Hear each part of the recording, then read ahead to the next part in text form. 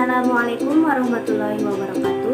Perkenalkan, nama saya Siti Nurhasa Diani Putri dari Angkatan 6, Kelompok 2, nomor daftar hadir 14, peserta pelatihan dasar CPNS Pemerintah Provinsi Kalimantan Selatan golongan 3 tahun 2022. Pada video kali ini saya akan menyampaikan analisis isu efektivitas kinerja sesuai tupoksi untuk memenuhi tugas agenda 1 asinkronus 2 distance learning.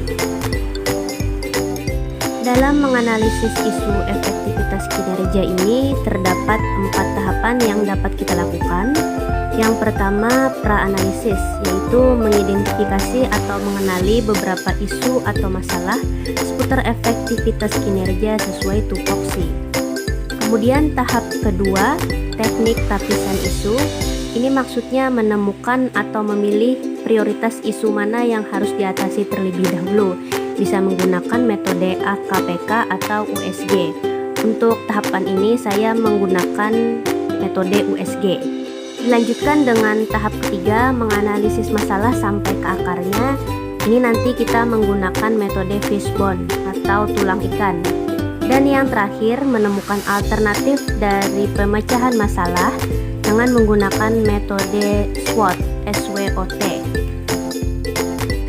Kita masuk ke tahap 1, pra-analisis.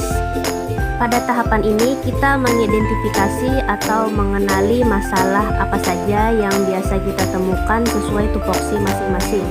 Karena saya ditempatkan di unit kerja sekolah sebagai guru, maka saya memperhatikan apa saja masalah yang sering saya temui saat menjalankan tugas tersebut. Adapun masalah yang sering saya temukan antara lain sarana dan prasarana sekolah yang kurang memadai, kebiasaan perilaku hidup bersih dan sehat kurang diterapkan di sekolah, kemudian rendahnya motivasi belajar siswa khususnya di masa pandemi, belum diterapkannya budaya literasi oleh warga sekolah, serta kurang melibatkan peran orang tua siswa dalam melaksanakan kegiatan sekolah. Tahap kedua yaitu teknik tapisan isu. Pada tahapan ini kita menentukan prioritas masalah mana yang lebih utama untuk kita atasi terlebih dahulu di antara beberapa masalah yang sudah kita identifikasi pada tahap sebelumnya tadi. Untuk menentukan prioritas ini kita memasukkan skor pada setiap masalah berdasarkan kriteria USG. Untuk U, urgency, maksudnya seberapa mendesak suatu masalah itu harus dibahas dan ditindaklanjuti.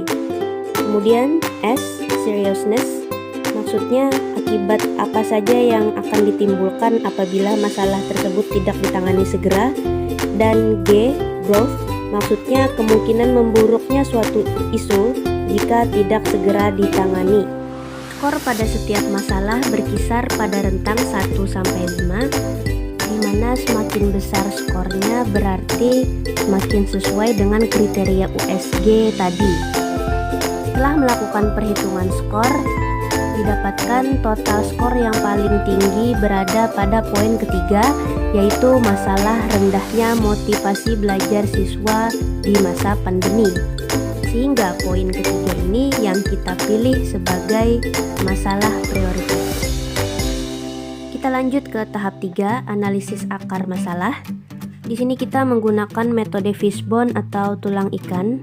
Dari masalah prioritas yang sudah kita pilih tadi, kita tentukan apa saja faktor penyebab dari masalah prioritas tersebut.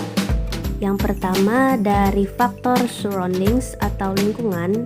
Di masa pandemi ini pembelajaran tatap muka sementara dibatasi, dan untuk menggantikannya, pembelajaran dilaksanakan secara daring menggunakan akses internet. Padahal di beberapa tempat tinggal siswa, khususnya di lingkungan terpencil, akses internetnya bisa dibilang masih kurang memadai. Selain itu, di masa pandemi ini juga orang tua banyak yang sibuk bekerja sehingga kurang mendampingi anaknya saat belajar. Kemudian faktor sistem.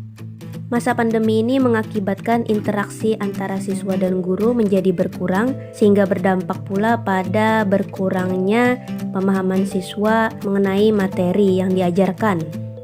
Begitu pula interaksi antar siswa yang terbatas.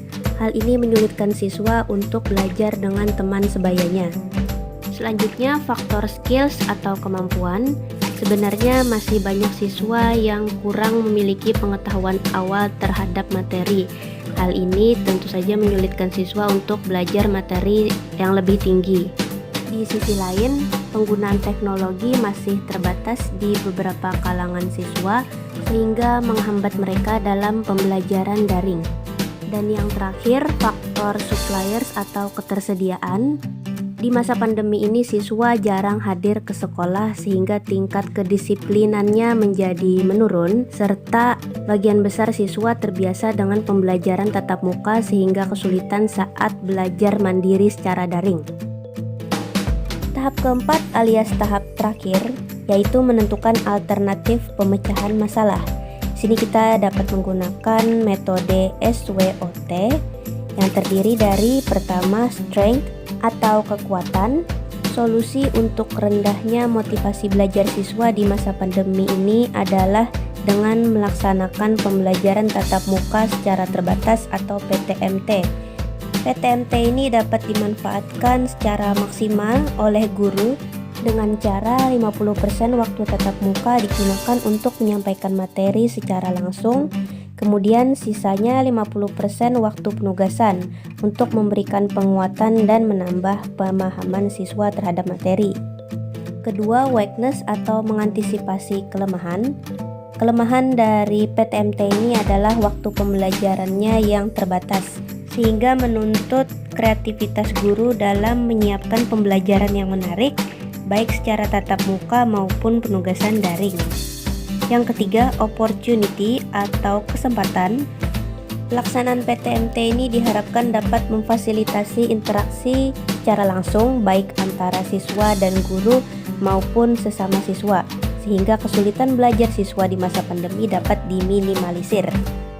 Dan yang terakhir, mengantisipasi threat atau ancaman menjadi tantangan bagi guru untuk menyusun dan menjalankan pembelajaran sebanyak 2 tahap.